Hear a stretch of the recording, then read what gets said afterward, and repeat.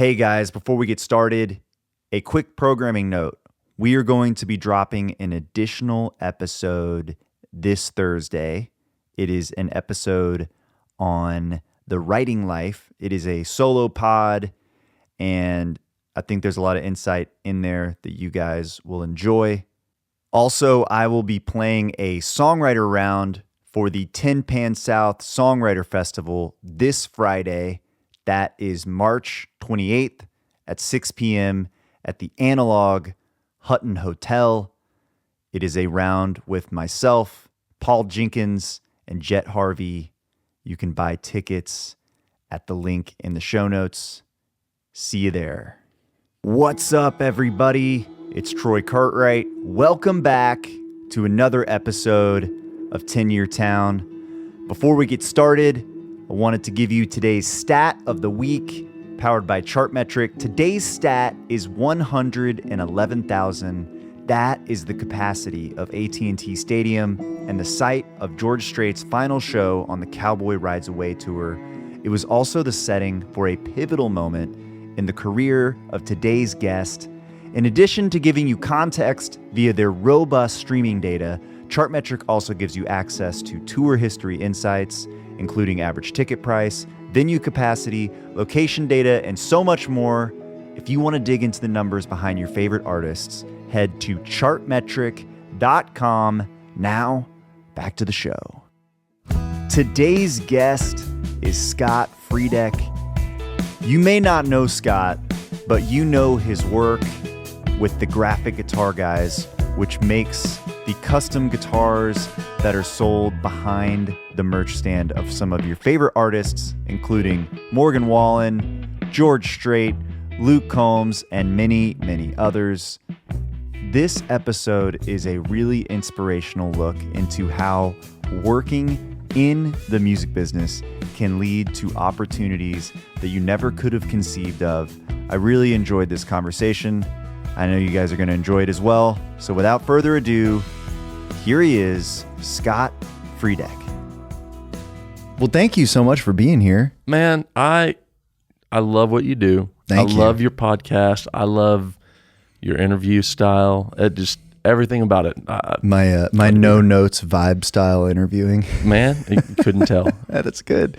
Yeah, for those of you watching on the video feed, he makes these graphic guitars, so I don't know. That's probably on this one, but we got a 10-Year Town custom guitar here. This is so sick, dude. Thank you so much for bringing this. I appreciate you having me on, and like I said, anything I can ever do to help you out. Yeah, I want to hear. You've got this podcast is all about the journey, and you have been operating within the music business for a long time. Yep. And I want to hear about it. Man, it's a weird deal, and I'm just going to preface this with one of your prior guests, Ryan Beaver, will come up a lot. Yeah, that's great. Because he kind of has given me the opportunity to get in the music world. Yeah. And has introduced me to a lot of folks. Yeah. So, well, how did it, kind of take me back to the start, if you will. Yeah. So I live in Dripping Springs, Texas. Yep. Right outside Austin. And my father-in-law has a little recording studio there. And it's been there for almost 30 years. Ray Wiley Hubbard, Robert Earl Keen, Joe Ely and the Flatlanders. Yeah. They all record there. And one day, probably 2010, 2011, some kid was in there doing a demo. I was like, who is this? Yeah. Oh, this is Ryan Beaver. Wow. And it was like, he's tours Texas. I think he's kind of at a point where he needs some help. You should call him. You're built to be a tour manager, as our engineer said. And I like, I had no idea what that was. Well, what were you doing at the time? I was a roofer. Okay. Sales side of thing more than manual labor. Yeah. I love music. I stuck my head in the studio anytime I had a chance. Yeah. And my wife worked weekends. She's in the wedding industry. So, man, yeah, if he needs help, I got weekends. I can go. Let's do it. Do that. So, man, we chatted. And he's like, I love that you don't know anything because I can teach you my way. Yeah. And we beat up the road till he moved here. Yeah. But it was somewhere in West Texas. We got stuck between Lubbock, where you don't have service between Lubbock and Austin, and kind of had this idea. I'd been out one weekend with Robert Earl Keen, and he was asked to sign a guitar, and I was like, man, just a Sharpie on a guitar, if you had a picture on it, it'd be kind of cool. Yeah. So I'm in charge of Ryan's merch stuff. So we tried 3 really cheap, crappy $30 Amazon guitars, and we sold them for like $175. I'm like, we're rich. Like, this is when we sell like 200 or 300 in merch in a night. Yeah, so, this markup is insane. Yeah. And so knew a couple festival guys. Ryan opened for Gary Allan in Moody Theater in Austin one time. And that's that's where they do ACL, right? That's ACL. Yeah. Just celebrated their 50th anniversary. Dang. And so I made 4 Gary Allan guitars, brought it to Timmy, the merch guy for Gary, works for Richard and Southern, and he's like, what do I do with these? I was like, man, if you don't sell them, I'll take them back. Or if you do sell them, you pay for them. Here's the cost. And he texts me like 20 minutes later. He goes, dude, I sold all 4. I need more. And so had 36 guitars was their next order. I'd never shipped guitars before. I was just trying to figure it out. Yeah. It's all local stuff. So I shipped 36 guitars. They got scratched on the back in shipping. And I was like, oh man, that happens sometimes. I'll get you 36 more. And meanwhile, I'm like, my business is going to fail before it even starts. Hopefully they'll, So fast forward, was doing a whole bunch of the Texas guys, Randy Wade, Josh Abbott, Cody Canada, Kevin Fowler, everybody locally. Yeah. But really hadn't got my foot in the door here. And Beaver decided he kind of wanted to get off the road, had started doing some writing in Nashville. Yeah. And so probably 11 years ago was my first trip to Nashville. Wow. In a U-Haul crossing the river with Ryan Beaver when he was moving here. Okay. And I was thinking like, dang, did you just have a truck full of guitars? I have done that before. Yeah. And moved here with Ryan. One of the first people I met in town was Scott Cologne. He's with Richard and Southern. Yeah. And man, just kind of started getting my foot in the door. 2014, so fast forward a year or so, I get a phone call from a 615 number. My biggest order, mind you, for this was Gary Allan consistently ordered 36. Yeah. Was, hey, we're with George Strait's camp, and we have 430 guitars stuck in customs. We need 430 guitars for the Cowboy Reds Away show in Arlington in 3 weeks. We were told you were the guy. I was like, yeah, no problem. And panicked a little bit. Yeah. And called the local scoutmaster. Said, I need to hire your 3 best Eagle Scouts for 3 weeks. Used Beaver's van and trailer because he was storing it at my house when he moved to Nashville. And drove to AT&T Stadium. Then it just next week, Merle Haggard's people called, and then the rest is history. This business just sort of exploded, but through word of mouth. Yeah. All right. I got a logistical question for you. Yeah. Somebody calls you, they say, we need 400 guitars. Yep. Do you just know a guy that's got 400 guitars? Are you like, in my mind, you're like driving to every guitar center in the state of Texas, just like, how many you got? That's how it started. Yeah. So when it first started, if I needed 5 guitars for an order, I put 5 on my credit card and hope they paid their bill before my credit card bill was due. Yeah.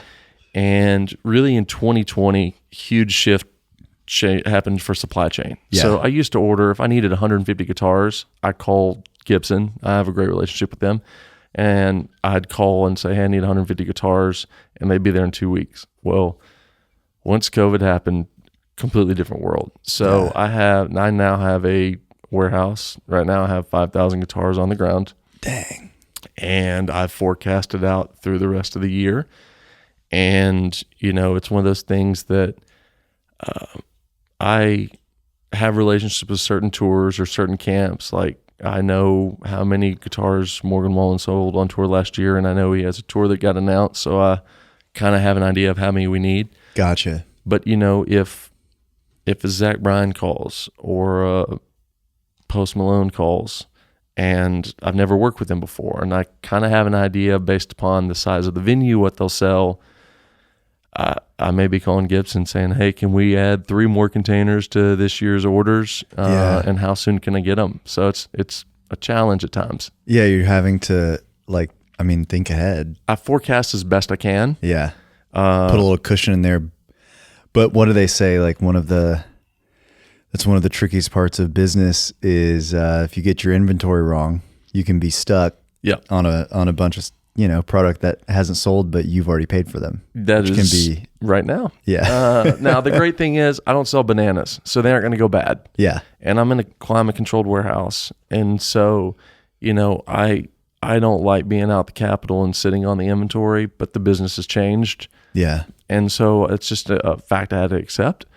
But man, it's been a wild ride. It's been really cool. I have so many amazing friends in Nashville. I'm in Nashville if not every month, every other month. Yeah. Whether it's having meetings or catching up with friends, continuing to cultivate the relationships, because I love Texas. Texas is great, but where Randy Rogers will order 12 at a time, Morgan Wallen or Luke Combs are ordering 100 a week. Yeah. And so I can get a lot more business done, but you also have to show face here in this town. So that's where I come. Yeah. It's a very unique community where everybody really does know everybody here, which I think is like the charming part about Nashville is it is a small town. It blows my mind when I'm with my friends that live here. Yeah. How like we go everywhere and they know like 30 people by name. Yeah.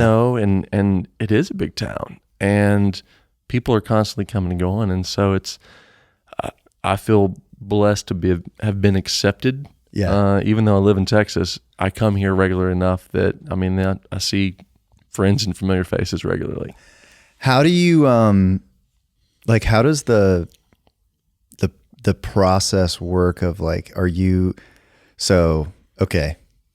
I'm just, let's say I'm going on tour and I need 10 guitars. Yep.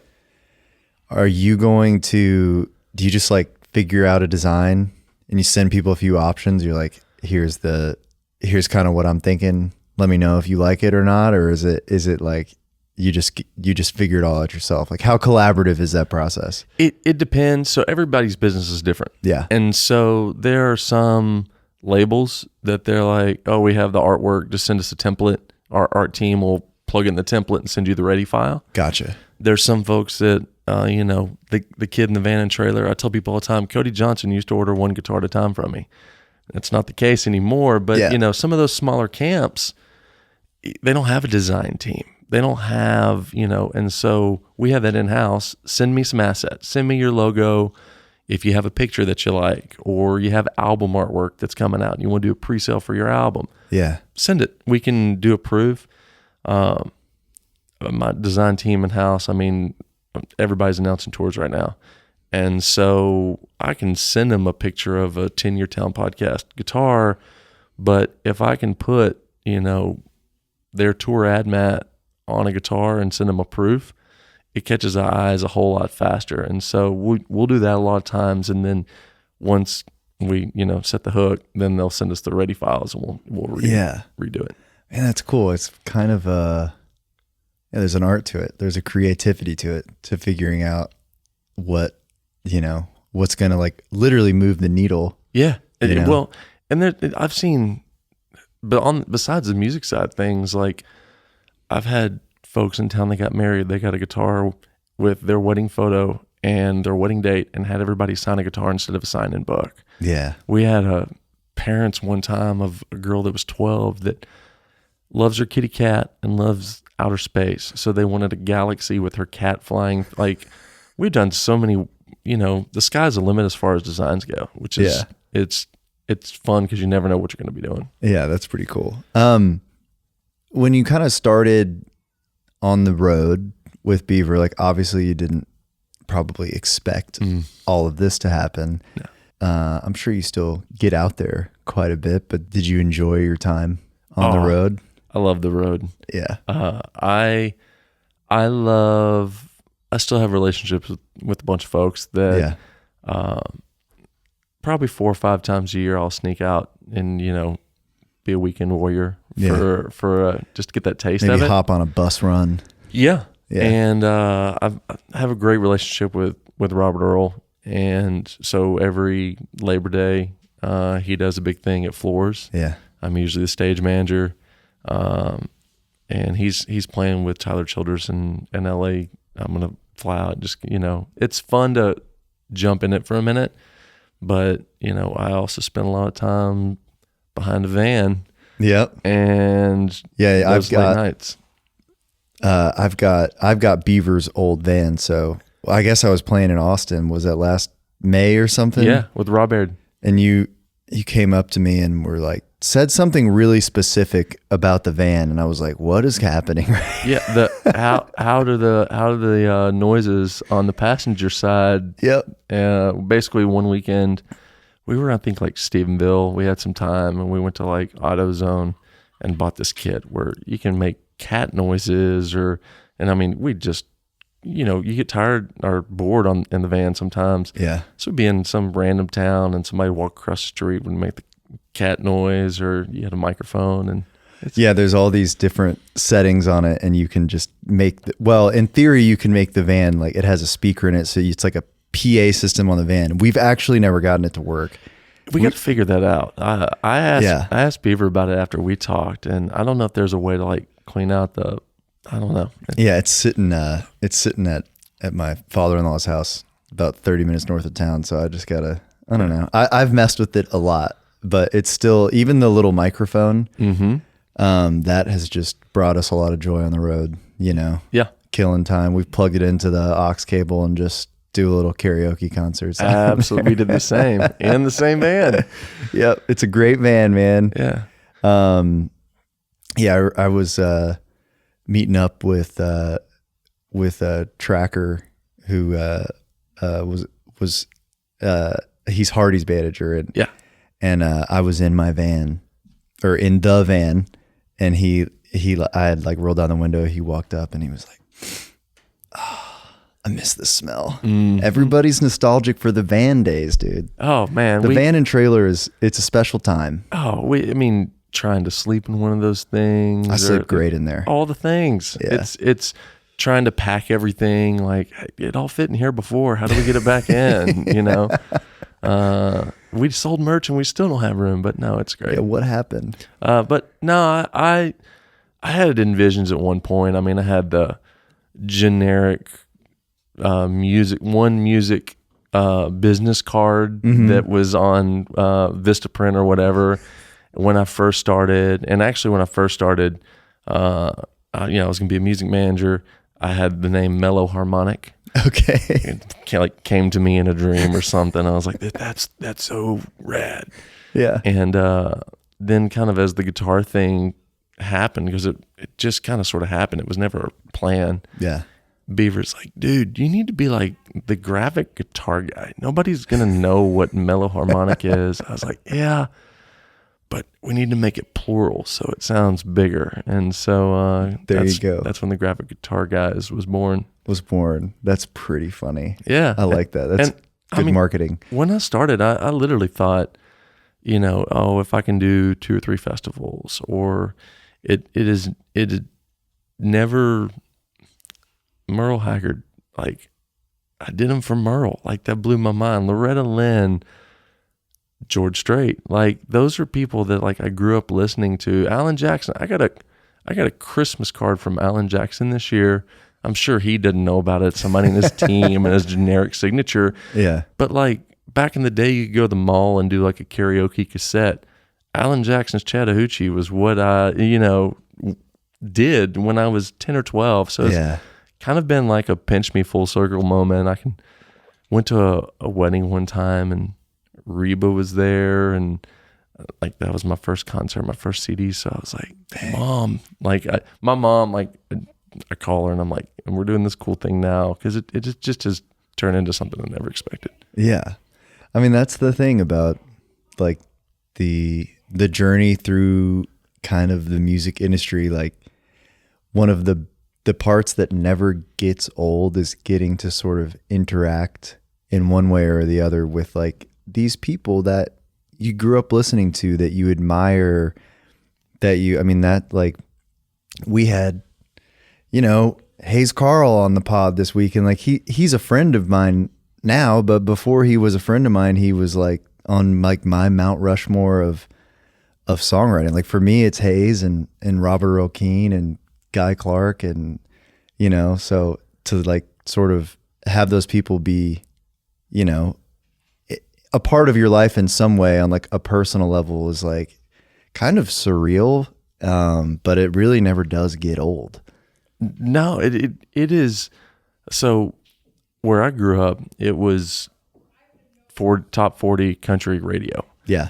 I didn't really hear about Robert Earl Keen, honestly. And my family didn't have a whole bunch of records or anything. And Alabama Roll On, that was our cassette of all of our family vacations. But I'll never forget, I was in high school and the neighbor next door had gone off to Sam Houston State University.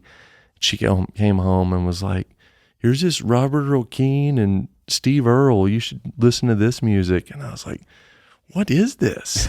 I'd never heard anything like this before. And then full circle moment when like I've been around Robert with some of the most intimate moments. I was around Steve Earle a couple weeks ago in Mile Zero Fest in Key West. Like it blows my mind. And it is, I feel very, very, very, very blessed to be able to put graphics on guitars because it's put me in some cool spots. Yeah. Yeah. But that's just the connection point, you know? Yeah. The guitars are just the conduit to these real relationships that form, Yeah. you know? And that's a really special thing. I've heard, I was writing with, excuse me, with Neil Medley last week. And I guess he had done some songwriter round recently with Beaver. And I think you kind of like stage managed or something. That's how he put it. He said it was like the smoothest, best experience he'd ever had playing a show. So I got to ask, like, what is the secret to a smoothly run show? Man, I don't even know. So I was once told that I was built to be a tour manager, and Yeah. I really didn't know what that means. I really just think it's attention to detail. Mm-hmm. It's understanding that, you know, an artist or performer has a lot on their mind. And so anything that you can do to take anything that they might need to deal with off of their mind so they can focus on what's my set, what's our changeover between songs, like all of that stuff. What am I wearing on stage? Anything you can, you know, have bottles of water there. Like maybe take the label off in case they have some sort of endorsement deal with the water company. It's like trying to think of all the things so they don't have to. And man, that was a really cool show. I think I'm going to be able to do it again this year. Basically in Neil's hometown, Brindley, Beaver, Timothy Parker. Yeah. Don't beat me up. If you're listening out there, I met him for the first time there, and they were doing a round in Neil's hometown. He was doing like his album release thing. Yeah. And it was just really cool. And Beaver's like, oh, have Friedeck come and help us out. And Neil's like, oh, okay, I don't know if we need help. And then afterwards, I was like, man, this is great. They're like, I can't believe everything you did. I was like, I just did what felt like it needed to be done. Yeah. I don't feel like it doesn't feel like work. If that Yeah. makes any sense.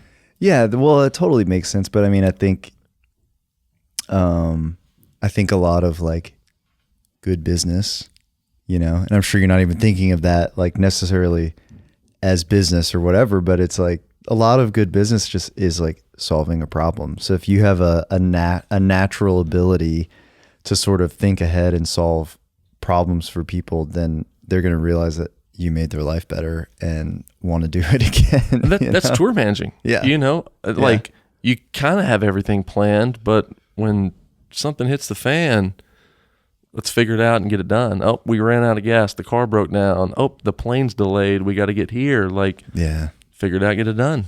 Yep.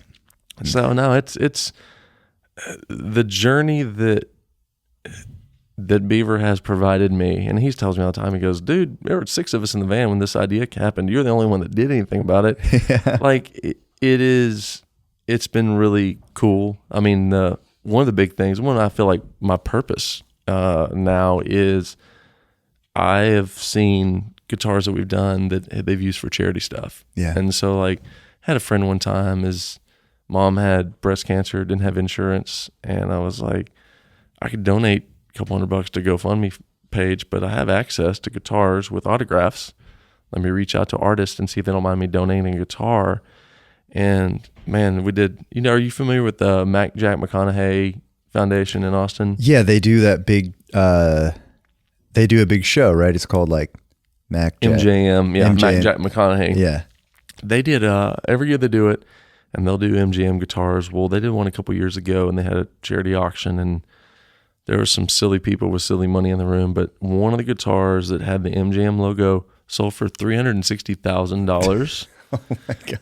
And I'm like, it's like a $200 guitar with a signature on it. Yeah. And so I felt like that's been my way. Anytime I have an opportunity to hook somebody up with a guitar for the right purpose. Went to St. Jude's this past year, and I don't know, have you ever been to that trip or done? No, I haven't, but I've heard a lot about it and a lot of wonderful, wonderful things. Man, Aaron Essice, writer producer in town, his wife Jess works hand in hand with them, and she invited my wife and I. Changed my world. And at the end of it, I was like, whatever you need, like, tell me if you need a dozen guitars, like, just let me know. Yeah.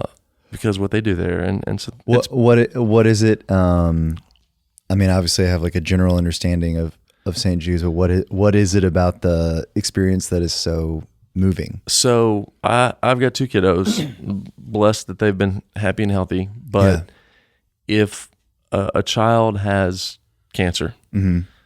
you can reach out to St. Jude's, and if they have a program to bring you in, you never see a hospital bill. Wow. You never see a hotel bill. You never see a food bill. And they have like 3-bedroom apartments for families to be able to come.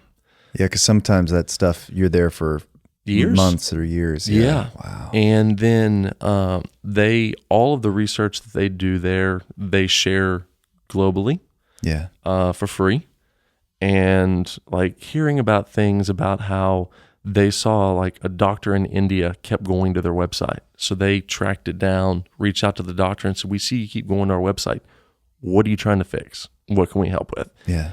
And had a beautiful 13-year-old girl tell her story about how she's lived with cancer. There was the funniest 19-year-old kid that had pretty much lived with one type of cancer or another since he was like 5. And really, really heavy, but to see their outlook, to see the weight that is lifted off of their shoulders because everything else is handled. Mom and dad aren't worrying about checking emails and trying to keep their job going so they can pay the mortgage back home, or it's all handled. And so take my money, like tell me how I can help because what they do is so important, I feel like. Wow. Yeah, that's it's really moving. Yeah, if you have an opportunity to kind of go and see, because they have a bunch of music stuff related to it. Yeah, I've done the like the shirt, been a part of like the campaign that this T-shirt saved lives or whatever. That kind of stuff.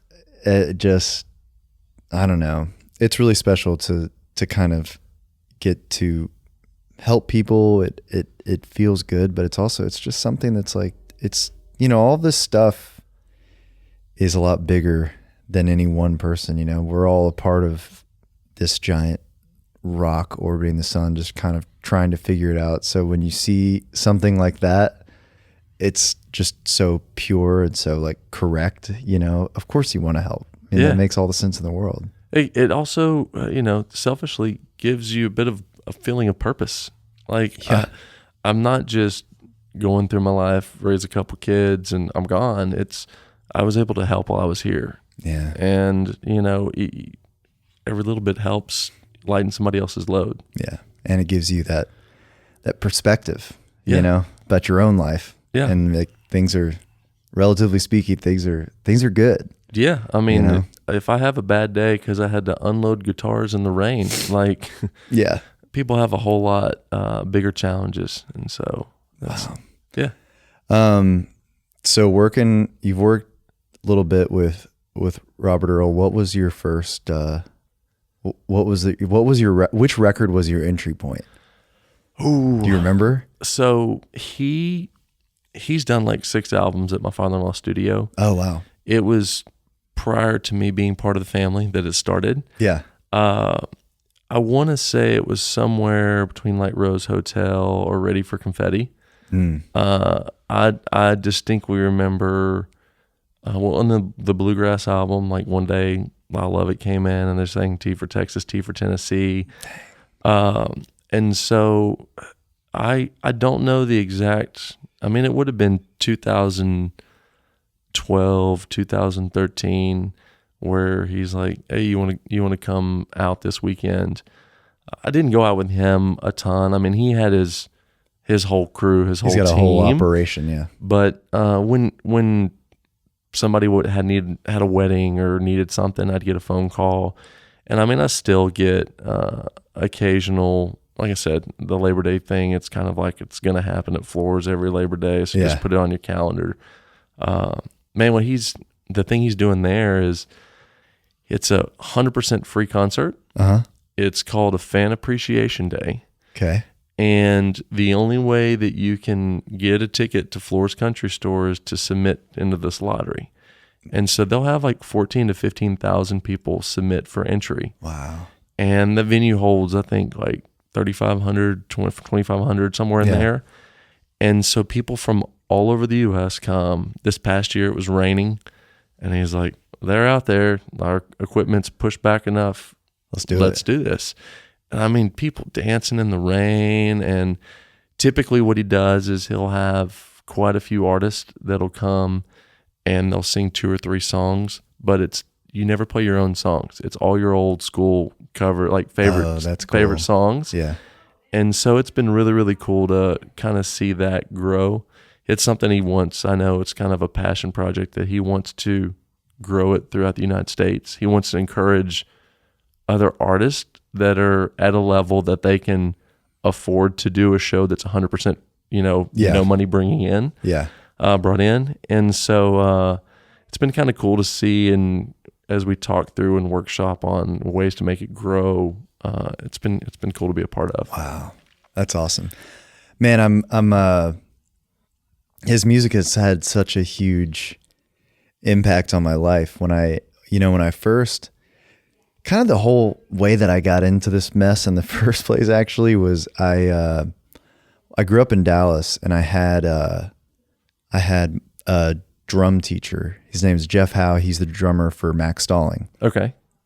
And when I started like writing songs, I went away to college, and we just kind of kept in touch, and I would just send him like little songs I was writing. And he was like, man, this is pretty good. You should consider starting your career in Texas. Like, there's a scene for this kind of thing down here.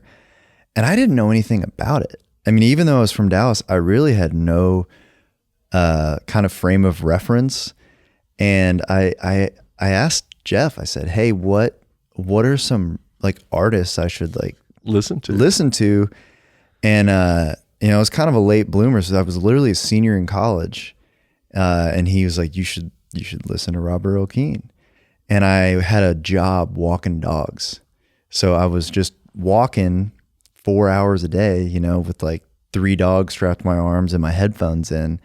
And I would listen to Robert Earl Keen. Literally, I like went album by album, like studied it like it was like the tablets from God, with the 10 Commandments or something. And it really shaped me as a songwriter and kind of like opened up my eyes to like this world of not only like the Texas country scene and like the songwriter scene, but like kind of where the bar for songwriting could be. Yeah. And that's one of the things I love about that style of music is it's about the song. It's these little movies, like, you listen to like the Armadillo Jackal and he's talking about like stacking armadillo pelts and like, all this crazy stuff happens in this little 3.5 minute song. And I'd never experienced something like that before.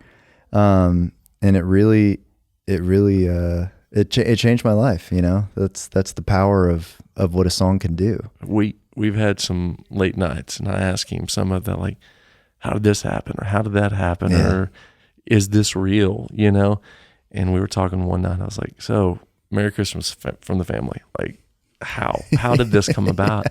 He's like, man, he goes, I had a record deal, and we were going to they wanted me to cut all the songs in January. And here it was, Christmas was sneaking up on us. It was, you know, end of November, first part of December, and I didn't have songs. And he goes, I kind of, for a joke, just kind of, maybe not a joke, but I just kind of put it down. Yeah. He goes, and the first night I decided, we were right near the holidays, I'm going to play this song out. He goes, I knew. He goes, and I couldn't put it back in the box after that. Like, it was going to be a thing. And so it's been really cool to, again, have those moments. I got to sit by Lyle on a Southwest flight from Vegas to Austin one time, and we had a fantastic chat about his twins. And I mean, his kids are about the same age as my youngest. Yeah. And so when they are these higher people that wrote these songs, when you sit down and talk to them, Hayes Carl is just like you and I, but I'm the same way as you. Like, he's one of those ones that, I'm from Beaumont area. Like, I grew up on Port Boulevard, you know, like. They're just like you, but they're different. Yeah. You know, my brain doesn't work like theirs. They're clearly thinking on a different plane than the rest of us, or it feels like. But I feel fortunate to kind of get to exist at the same time. Absolutely. At the same point in time as all that stuff that's going on, you know? Absolutely. It's pretty crazy. Yeah. So, wow.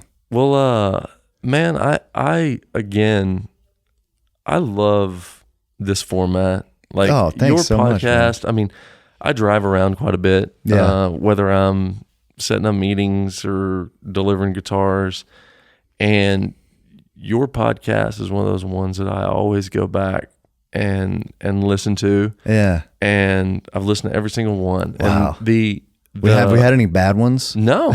Okay. Not that I've found. All right, that's good. But I love the broad spectrum of people that you bring throughout the music industry. I mean, I'm a guy that puts graphics on guitars, but I think that's sort of like what I perceive as like the loftier goal of this podcast of 10-Year Town, and you know, it's about the journey, but it's also like helping people understand that like there are many ways to like have a career in the music business. Correct. And there are a lot of things that you gotta have to do it, but you don't like have to be the greatest singer in the world or have like some like out of this world talent to like succeed. If you have a drive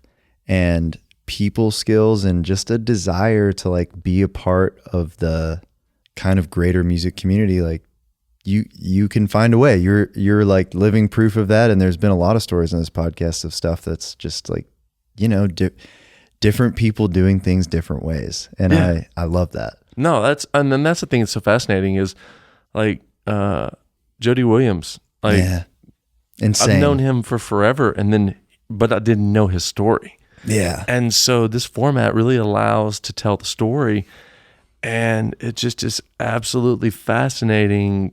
Some of those, I just love what you do. Yeah. Yeah, man. Jody is like, that's a crazy one. You know, I loved like one of the very first episodes we did was talking with the songwriter, Mark Beeson. And like, he's just been in town for like 30 plus years doing it. And like, to get to hear that perspective and like know that, I'm sure he's told this story many times, but like just to know that like it's there now for people to like reference and like, I don't know, that stuff like feels really special to me. I really like cherish it, you know? No, that is, and they're still so approachable. Oh yeah. Like, that's the thing to me that I love about this town. Yeah. Is you can come here with an idea and a dream. Your idea may be completely wrong of what it actually is going to be or should be. Yeah. But, people listen in this town. People are willing to have a coffee and hear what you want to say. No doubt. And, there's not a whole lot of places like that. I mean, Texas has a great music scene, but we're spread out. And so, like, there's a scene in Fort Worth and a scene in Austin, a scene in Lubbock. But here you can go 3 miles and go to 15 different publishers. Yeah. And 10 different management offices and have a question about what does it mean how do I sync my music? Like, yeah, you can find that answer without just having to go Google it and figure it out. Yeah. Speaking of that, like, that was one of the things behind my decision to move from Dallas to Nashville was that, like, there wasn't like one place I could go in Texas to kind of like, get all the same stuff that you can get in Nashville, like with Music Row, and there's good and bad to that, right? Yeah. That it's all concentrated. But it seems like there's been a big push in the last few years to sort of like develop more of those resources like within Texas, like particularly in Austin. I think they've like opened up a BMI office and they're doing some of that. Like, you're a lot closer to this than I am. So do you feel like it's changing at all? Like there's more opportunity maybe, or? I am hopefully skeptical about it. Yeah. So cautiously optimistic, perhaps? That's a whole lot better. You must be a songwriter. There is an office in Texas called the Texas Music Office. Yeah. And I will equate a lot of that to that office. Yeah. So, do you know Brendan Anthony? Of course. So, Brendan used to be with Pat Green. Yep. And the job came open, and he took that job. And okay, so it was a job before. It's been 35, 40 years. Oh, wow. Okay, I didn't know that. But it wasn't doing... It is exponentially grown since he, in my opinion, became a part of that organization. No doubt. He has since left it, but Chip has grabbed right where, like, they're doing a thing. The Texas Music Office is in Montreal right now for an Americana festival thing as we speak. Yeah. And so they were a big proponent or driver of, but I mean, there's people like Larry Joe Taylor that has his festival and stuff, and Stephen Bill, but he's helping grow the music business in Fort Worth and putting on conferences, educational conferences for a kid that has a guitar and an idea. How do I do this thing? He is putting them in front of people. And so the Texas Music Office is a huge proponent. I don't know all the specs and all the details. I was told when COVID happened that when the federal government gave money to music-related industry, that Texas got the most. Wow. And it was because the Texas Music Office had the numbers versus, we make this much, and they could say, here's actual musicians in this town, venues in this town, businesses related. So they started a Texas music certification process. Yeah. So a town can be Texas music certified, but they have to have regular meetings, but they have to collect venues, artists, songwriters, all the things. And so Texas Music Office could present here are the people and how much our economic impact is. Yeah. Since then, I've heard Tennessee is starting a Tennessee music office and Georgia's starting a Georgia music office. Wow. And I think a lot of that has to do with the hard work that office has done to grow the music business. And there are like Miranda, John Randall, there's a Big Loud Texas. Yeah. That Brendan actually went to work for. Right. I have high hopes. Miranda's folks, I sell guitars from Miranda Lambert. Yeah. Her mom runs all of her merch, so her mom and I text and call occasionally. And we've had some conversations, and I am hopefully optimistic that the things that they're doing and working to do, along with the Texas Music Office, along with I mean, Austin still is a great town to go listen to live music 7 nights a week. No doubt. And so I hope that it continues to grow as I do feel like it is. Yeah. Yeah. I'm not sure. It'll be interesting. Like, I think it's easy to say like, well, we should have a music row in Austin. And it's like, well, let's like let it become its own thing. Yeah. Like it's all Texas music, which is a broad tent, you know, has always sort of contained a little bit different flavor than like your standard Nashville thing. And I think that's really special. So I'm excited to see kind of like how that develops and how they can help develop. Cause I would have, you know, if you reshuffle the deck on my life, like it would have been cool to like stay in Texas and do things that way. But there wasn't like the same opportunities from a songwriting perspective to do that in Texas. That's exactly why Beaver moved here. I Yeah. mean, he's like, you know, I'm going over there every month for a week. He's like, but if I'm in town and Jeremy Spillman has a cancellation, if I'm in Austin, I can't show up. Yeah. If I'm there, let's get it done, you know? And so I do feel like that this town, because it is so concentrated, I don't know if Texas will ever have that because we are so geographically spread out, because Lubbock has a scene. Yeah. Dallas-Fort Worth has a scene. Austin has a scene.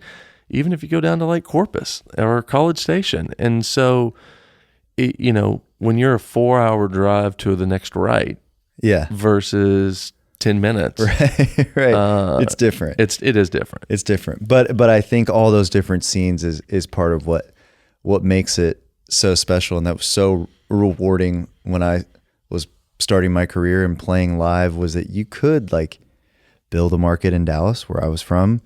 But I remember like the first show we got in Austin, I think it was the Shiner Saloon. I don't know if that's still there. I think it is. But we had to play, 3 hours, and I think we got like $100 a man to play the show. But it was awesome, and we found a place in Corpus that would pay us like $600 to play a show, in Port Aransas, and then with the Blue Light in Lubbock. And you kind of built this.